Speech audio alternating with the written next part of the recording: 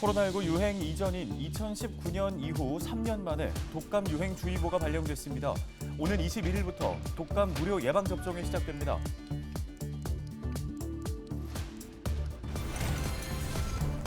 일주일 새 태풍이 3개나 발생했습니다. 앞서 발생한 태풍 2개는 우리나라를 비껴갔지만 남은 하나는 유동적이어서 긴장을 늦출 수 없는 상황인데요.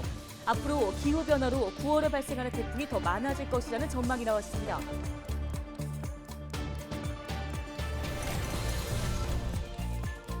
서울시의회 임시회 도중에 시의원과 마포 쓰레기 소각장 건립을 반대하는 일부 주민들 간의 고성이 오가 논란입니다. 관련 소식 취재했습니다.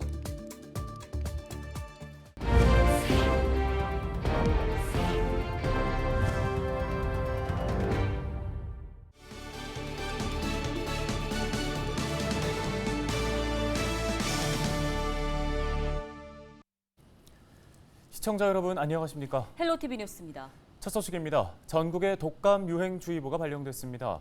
질병관리청은 16일 지난주 독감 의심 환자 분율이 1000명당 5.1명으로 유행 기준인 4.9명을 넘어섰다고 밝혔습니다. 독감 유행주의보 발령은 코로나19 유행 이전인 2019년 이후 처음인데요. 독감 무료 예방접종은 오는 21일부터 시작됩니다. 접종 대상은 어린이와 임신부, 만 65세 이상 고령층으로 어린이부터 순차적으로 진행됩니다. 이런 가운데 16일 0시 기준 서울 지역의 신규 확진자 수는 9,225명입니다. 이는 일주일 전 같은 날 발생한 신규 확진자의 절반 수준인데요. 지역별 신규 확진자는 양천이 376명, 은평에서 454명이 발생했습니다. 사망자는 6명 추가돼 누적 사망자는 5,381명이 됐습니다. 준주관자 병상 가동률은 51%를 기록 중입니다.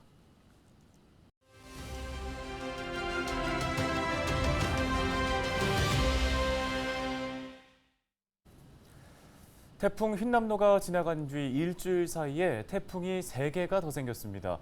올가을 태풍은 유난히 위력이 큰데요. 그 이유를 짚어보겠습니다. 네, 한국기상산업협회 김승배 본부장 전화 연결되어 있습니다. 자, 본부장님, 12호 태풍 무이파가 15일에 중국에 상륙했고요. 14호 태풍 난마돌, 한반도를 향해 접근하고 있다는 소식입니다. 이 난마돌이 어떤 태풍이고 16일을 기준으로 볼 때 어떤 진로가 예상되고 있나요? 네, 12호 태풍 무이파는 중국 산동반도를 지나서 중국 쪽으로 이동하고 있는데 우리나라에 큰 영향을 주지 못했습니다. 14호 태풍 남마돌은 현재 일본 남쪽 규슈 섬을 향해 북상 중입니다. 이 남마돌은 18일 밤 그 방향을 동쪽으로 꺾어서 일본 열도를 따라 우리나라부터 멀어질 것으로 보입니다. 따라서 12호 태풍과 14호 태풍이 우리나라에 큰 피해 없이 우리나라로부터 비껴나갈 것으로 전망이 됩니다.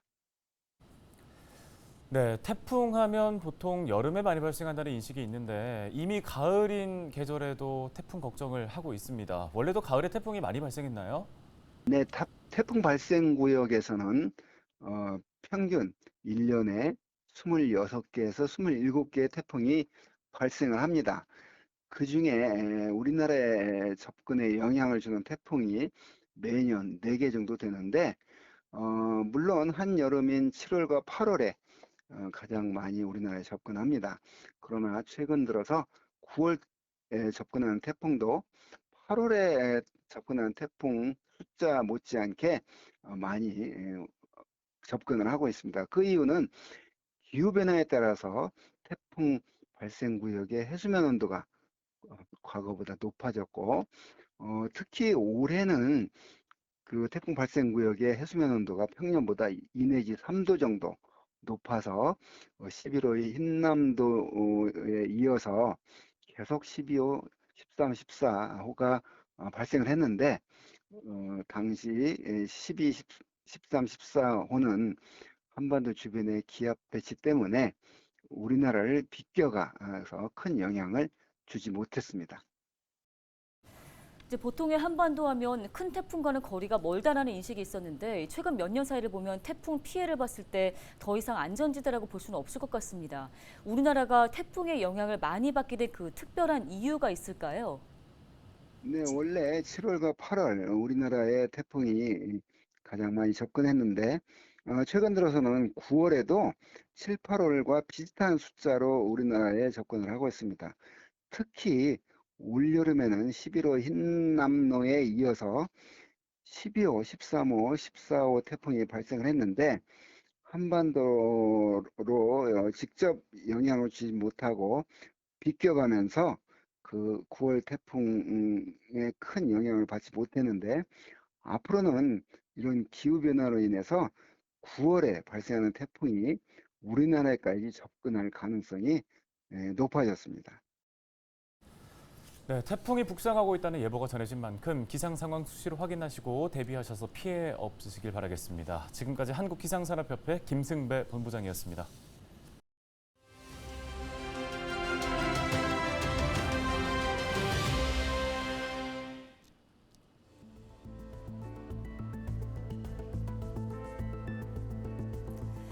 지난 14일 밤 9시쯤 서울 지하철 2호선 신당역 여성 화장실에서 살해당한 20대 여성 영무원. 사고를 당한 이 여성은 경찰에 스토킹으로 가해자를 고소했던 직후를 제외하면 별다른 안전 조치를 받지 못했습니다. 작년 10월 8일부터 한 달간 신변보호 112 시스템 등록 조치를 받은 것이 전부인 겁니다.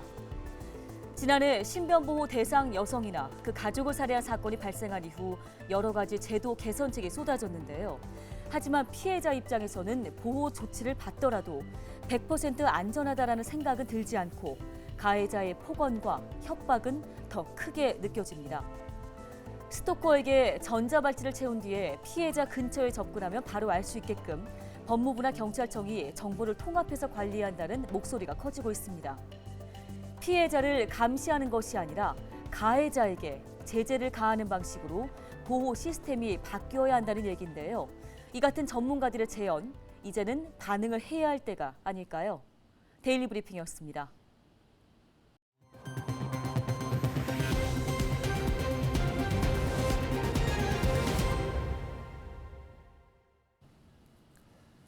서울시 의원이 본회의장에서 주민들에게 조용히 하라며 소리를 질러 논란이 되고 있습니다. 영상 먼저 보시죠.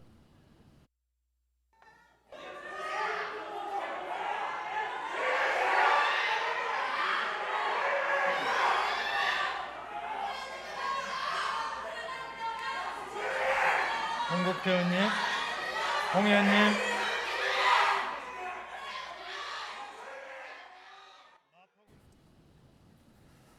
네, 지난 14일 열린 서울시의회 제314회 임시회 1차 본회의 현장입니다. 한 의원이 자리에서 일어나더니 2층 방청석에 있는 주민들을 향해 조용히 하라며 소리를 지르고 삿대질하는 모습인데요. 이 의원은 양천을 지역구로 둔 국민의힘 소속 이승복 의원입니다. 김기덕 의원이 마포구 쓰레기 소각장 건립 전면 백지화를 촉구하는 발언을 한 직후에 벌어진 일인데요. 이날 방청석에서는 소각장 건립에 반대하는 주민들이 본회의를 보고 있었는데 일부 주민들이 소각장 건립 계획을 철회하라며 항의를 이어가자 이 의원이 이런 행동을 한 겁니다. 이승복 의원은 취재진과의 통화에서 행동이 과했던 건 사실이지만 의회 본회의장은 질서가 엄격하게 유지돼야 하는 곳이라며 본회의장 질서가 훼손되는 일은 없어야 한다고 말했습니다. 한편 최근 서울시가 새 소각장 부지로 마포구를 결정한 것과 관련해 일부 주민들의 반발이 커지고 있습니다. 네, 다음 소식입니다.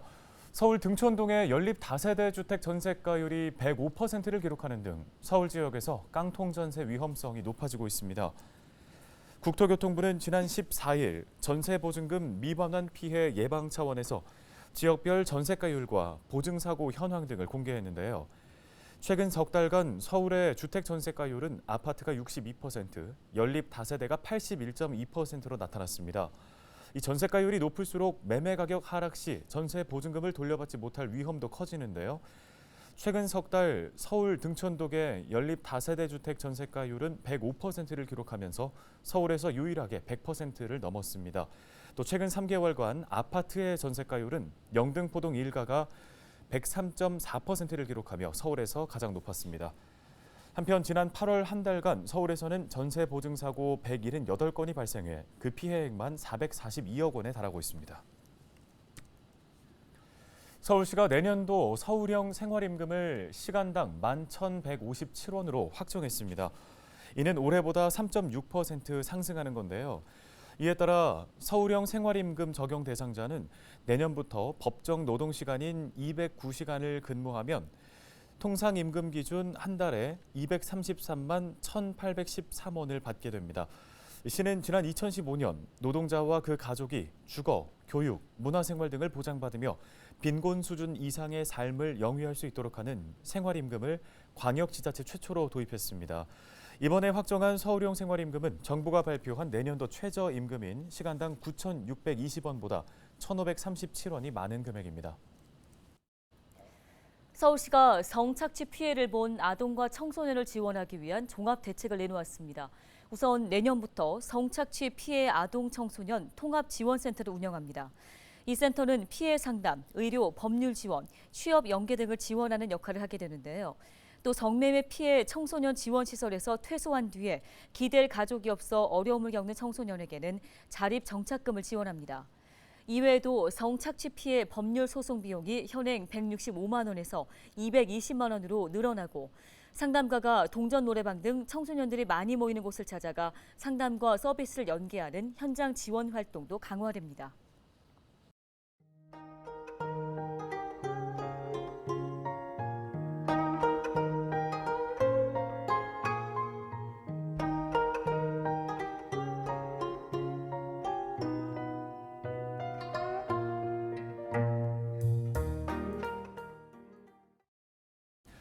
네, 오늘 저희가 준비한 소식 여기까지입니다. 시청해주신 여러분 고맙습니다.